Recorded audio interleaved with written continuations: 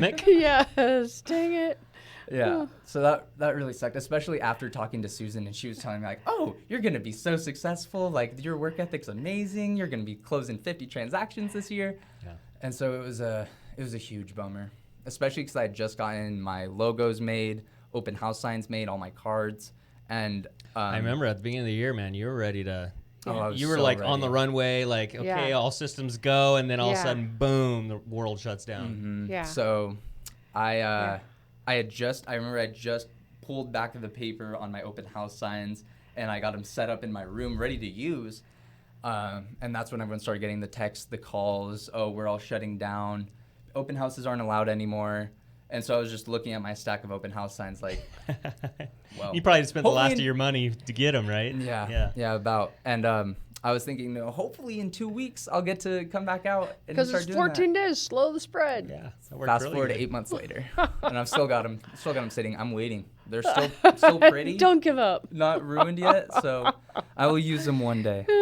But yeah, I right when the pandemic hit, I went inside. I quarantined for 2 weeks, and then got depressed. I mean, I had just set up so much stuff to start working for myself and start being successful, and overnight it disappeared. And I was sort of just laying there and thinking, how did this happen? Like, how was it in the cards that I was going to put forward all this effort and so much investment and commitment and then have it all be cut off right there? And so I think that mindset is what kept me inside for 2 months instead of 2 weeks, because it was a while before I came back into the office and stopped making excuses. What about did you COVID. learn about yourself in that dark period there? That my mind is the strongest possible thing in my body. If my brain isn't in tune with my body and what I want to get done, I'll talk myself out of it so quick.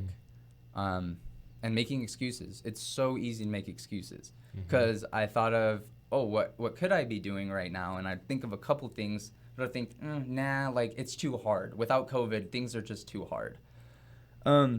So I came back in. Oh, I had you as a mentor. That's right. When I came over as a single agent, I had you as a mentor. And that setup was more, you're just going to help me with paperwork once I actually got a deal. But I was struggling to get a deal. Yeah. And you saw that. You sent over a referral who I still haven't heard back from. but when you sent me that lead, it made me realize that, like, oh, that's what I need again. I need something giving me leads, giving me business for me to convert into an actual closing. Yeah. So I came back in.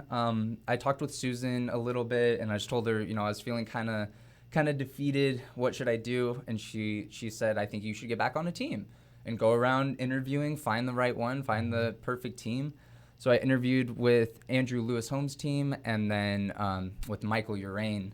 He had just started Team Urain. It was just him so far. And Andrew had, I think, 4 agents at the time, maybe 3. But I came from a team where there was a couple other agents that were just starting out, and I found myself frustrated that there wasn't enough time for me, because Justin was running his own business. He had his own listings and everything, but I felt like I needed the constant hands-on mentorship of, like, if I have a question, I got to be able to, like, call you and you answer right then, that type of thing. And so with Michael, he was the only one, and I thought, he'd have full attention on me because I was going to be making him money. And so that's what pretty much happened. I joined his team, and ever since then, it's been good.